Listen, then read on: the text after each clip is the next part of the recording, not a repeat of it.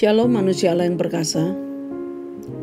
2 Samuel 12 ayat 8 sampai dengan 9 mencatatkan bagi kita sebuah pelajaran hidup yang sangat penting berkaitan dengan keharusan setiap kita umat Allah untuk memenuhi hati ini sebagai tempat di mana Tuhan dan firman-Nya diizinkan untuk menguasai dan memimpin perjalanan hidup kita. Jika tidak, maka kehidupan yang kita jalani akan selalu menghasilkan masalah dan penderitaan saja. Untuk itu, marilah kita memperhatikan pelajaran hebat yang tertulis di dalam 2 Samuel 12 ayat 8 dan 9. Di sana tertulis, "Telah kuberikan isi rumah tuanmu kepadamu, istri-istri tuanmu ke dalam pangkuanmu. Aku telah memberikan kepadamu kaum Israel dan Yehuda. Dan seandainya itu belum cukup, tentu ku tambah lagi ini dan itu kepadamu. Mengapa engkau menghina Tuhan dengan melakukan apa yang jahat di matanya? Uria, orang Het itu, kau biarkan ditewaskan dengan pedang. Istrinya kau ambil menjadi istrimu, dan dia sendiri telah kau biarkan dibunuh oleh pedang Bani Amon." Saudaraku yang diberkati Tuhan Yesus Kristus, apa yang tertulis di dalam 2 Samuel 12 ayat 8 dan 9 ini adalah merupakan perkataan Tuhan yang diucapkan melalui Nabi Nathan untuk kemudian disampaikan kepada Daud terkait dengan kejahatan dan pelanggaran yang dilakukan oleh Daud dengan mengambil Batseba untuk menjadi istrinya dan kemudian membunuh suami Batseba yang bernama Uria. Apa yang telah dilakukan Daud ini adalah merupakan kejahatan semata-mata di hadapan Allah. Sekalipun dilakukannya secara sembunyi-sembunyi, namun di hadapan Allah Sang Maha Tahu, apa yang telah dilakukan Daud ini tentu terbuka di hadapannya.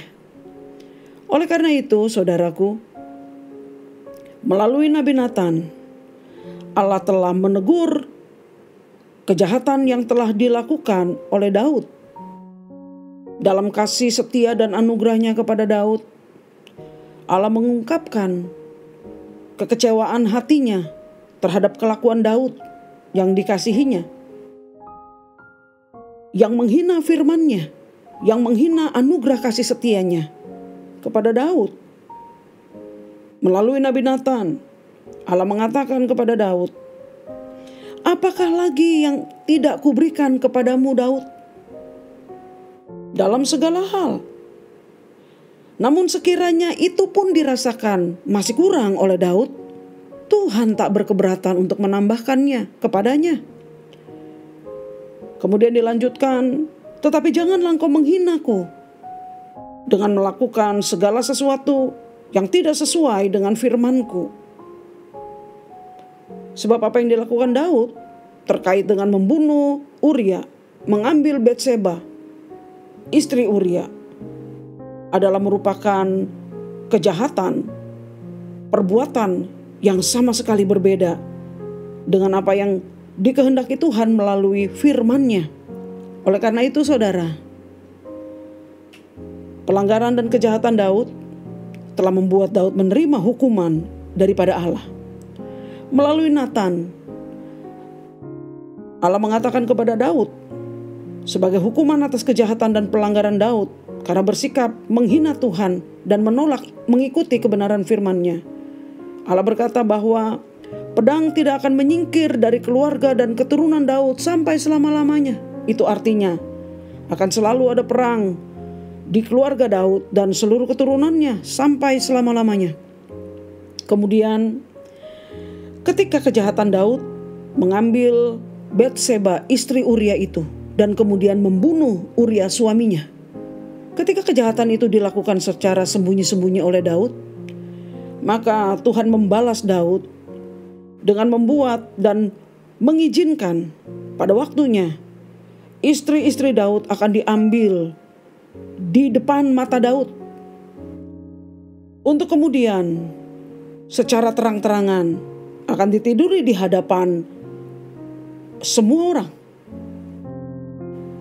Hal tersebut membawa kita kepada sebuah pelajaran penting, yaitu bahwasanya berkaitan dengan berkat Allah yang telah diberikan kepada Daud dengan berlimpah-limpah. Ternyata tidak membuat Daud merasa puas atau cukup dengan kehidupan ini.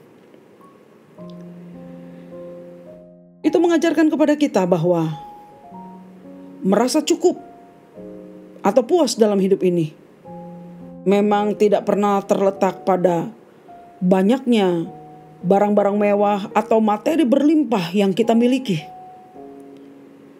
melainkan hanya terletak kepada hati yang bersedia dikuasai dan dipenuhi oleh firman saja. Sebab dosa yang telah dilakukan Daud dalam kasus Batseba ini, yang kita lihat sebagai keserakahan, adalah sebuah penyakit bagi mereka yang hidup berkekurangan. Adalah bukan merupakan penyakit, tetapi merupakan penyakit bagi mereka yang tidak mengenal kata bersyukur atas kasih anugerah Allah dalam hidupnya. Dan ini telah menjadi salah satu perwujudan dari hati yang tidak bersedia dipimpin oleh firman Allah. Oleh karena itu, saudaraku yang diberkati Tuhan Yesus Kristus, mengambil pelajaran hebat melalui kebenaran firman Tuhan ini.